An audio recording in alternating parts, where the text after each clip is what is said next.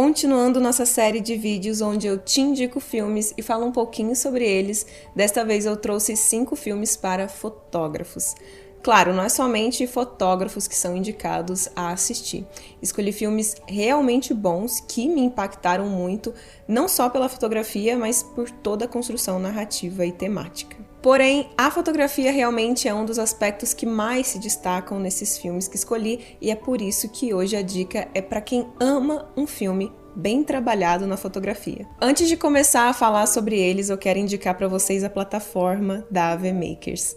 Se você é fotógrafo ou videomaker, ou se você está pensando em fotografar e filmar, a AV Makers é com certeza a melhor indicação para você. Lá tem mais de 200 cursos de audiovisual que vão da pré-produção à pós-produção. E o melhor de tudo é que tem um cupom de desconto que eu vou deixar aí na tela para você. Então printa essa imagem aí, vai lá correndo no site, não perca essa oportunidade. Lançado em 2019, esse filme é baseado na história real de Franz, um camponês austríaco que se recusou a lutar pelos nazistas durante a Segunda Guerra Mundial.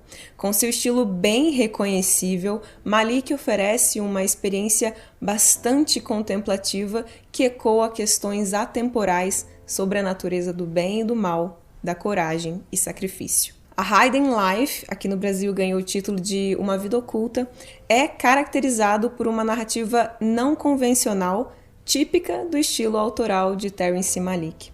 O diretor evita uma abordagem linear tradicional e, em vez disso, opta por uma estrutura fragmentada, composta por cenas intercaladas e uma voz narrativa em off que reflete os pensamentos íntimos dos personagens principais. O cerne da narrativa é a luta interior de Franz, que se depara com a difícil decisão de permanecer fiel a seus princípios e se recusar a prestar serviço militar alemão, enfrentando a perseguição e o ostracismo de sua comunidade. Através do monólogo interior e das imagens evocativas, Malik penetra na psique do protagonista, levando o espectador a compartilhar sua angústia moral e os dilemas éticos que o atormentam. O filme tem uma abordagem altamente estilizada na direção de fotografia. A escolha das lentes, enquadramentos, movimento de câmera é crucial para transmitir a sensação de estar imerso na beleza majestosa das montanhas austríacas e, ao mesmo tempo, na profundidade emocional dos personagens. A paleta de cores utilizada em Uma Vida Oculta é exuberante e contrastante. Nos cenários alpinos, Widmer, o diretor de fotografia, explora a riqueza das cores naturais, com seus verdes exuberantes, os tons de terra da paisagem rural e o azul do céu. Por outro lado, durante os momentos mais intensos do filme, especialmente aqueles relacionados aos horrores da guerra e ao conflito interno de Franz, a paleta muda para tons mais sombrios e saturados, refletindo as emoções carregadas dos personagens e a atmosfera de tensão e opressão. A iluminação é usada habilmente para realçar o aspecto espiritual e místico do filme. Widmer emprega luzes naturais suaves que banham os cenários e os personagens, conferindo uma qualidade etérea às cenas. O uso de backlights e silhuetas ajuda a destacar a ideia da transcendência e da conexão com forças superiores que permeiam a narrativa. E por último, e super importante nesse filme, o close-up é uma característica significativa em Uma Vida Oculta. Widmer captura os rostos dos atores de maneira delicada e expressiva ao mesmo tempo, permitindo que suas emoções sejam intensamente sentidas pelo público. Esses closes são particularmente eficazes durante os diálogos entre Franz e Francisca, ressaltando a intimidade e a cumplicidade do casal.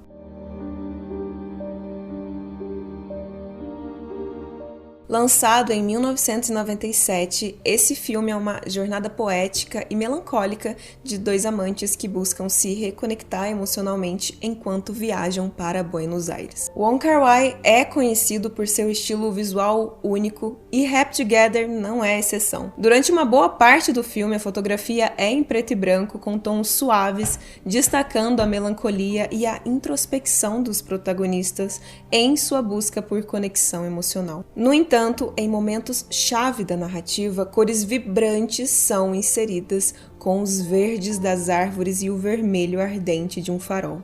Essas explosões de cor representam a esperança e a possibilidade de renovação em meio ao caos emocional. Uma das assinaturas visuais de Wong Kar-wai é o uso de câmera lenta e movimentos fluidos de câmera. Essas técnicas criam uma sensação de elegância e poesia nas cenas.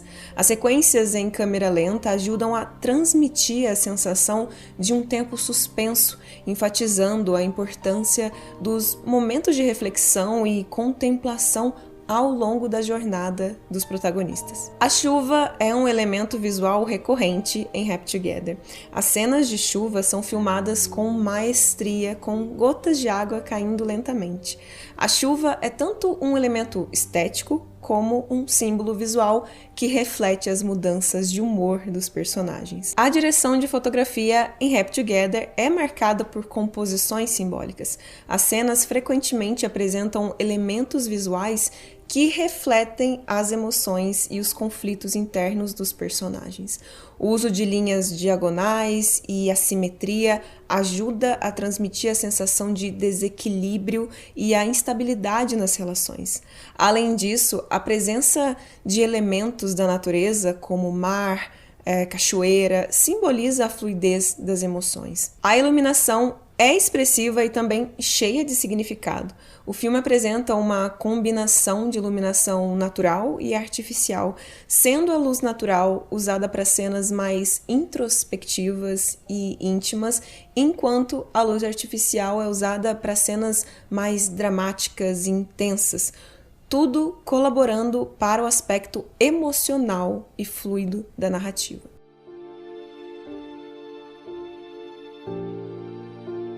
A estética visual de O Pássaro Pintado é um dos aspectos mais impressionantes do filme.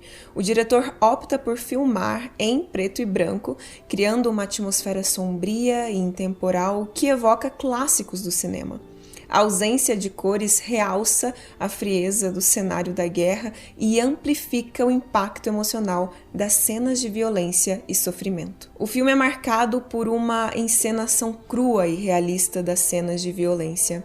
A obra retrata cenas de tortura, abuso e violência gráfica, fazendo com que o público confronte a brutalidade humana de forma explícita. Essa abordagem audaciosa é fundamental para transmitir a gravidade do período histórico retratado e para estimular a reflexão sobre a capacidade humana de infligir dor e sofrimento. O diretor usa metáforas visuais de maneira bem sutil para transmitir a jornada dos personagens.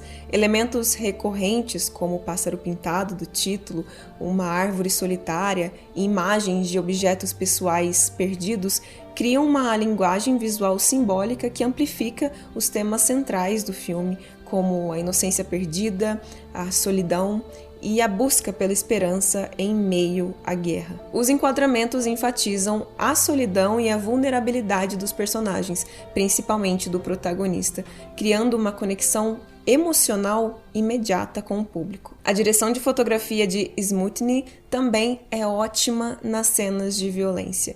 As sequências de tortura e sofrimento são filmadas sem recorrer a efeitos visuais ou cortes excessivos. A abordagem realista dessas cenas amplifica o horror e a brutalidade. Pirosmani pinta um retrato profundo e sensível do pintor georgiano Nico Pirosmani. O filme explora a solidão do artista e sua luta para ser compreendido e valorizado no cenário artístico da sua época.